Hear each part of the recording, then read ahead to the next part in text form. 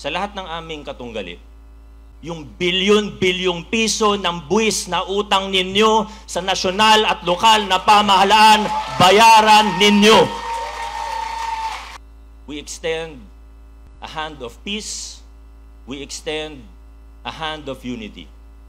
Kung maaari, magtulungan tayo para sa ikagaganda ng ating lungsod.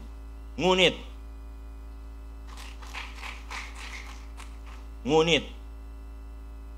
kailangan may managot sa mga krimen na naganap.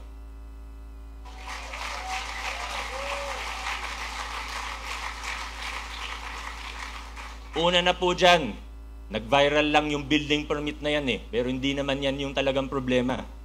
Yung bilyon-bilyong piso ng buwis na utang ninyo sa nasyonal at lokal na pamahalaan, bayaran ninyo.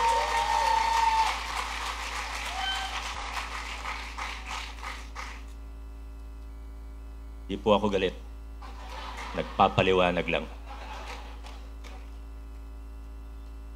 Tatayuan po natin kung ano ang tama.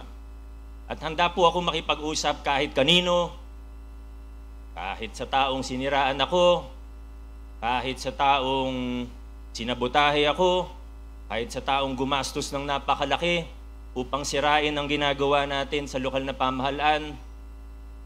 Anyway, sa dulo, hindi naman sila nagtagumpay. Mahigit 90% sa mga Pasigenyo ay naniwala sa atin at hindi sa mga kalokohan nila.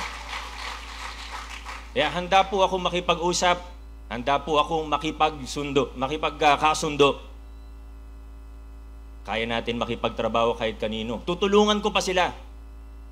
Ayusin lang nila ang mga problema nila sa BIR at sa business taxes sa ating lokal na pamahalaan. Simple lang po ang aking kondisyon.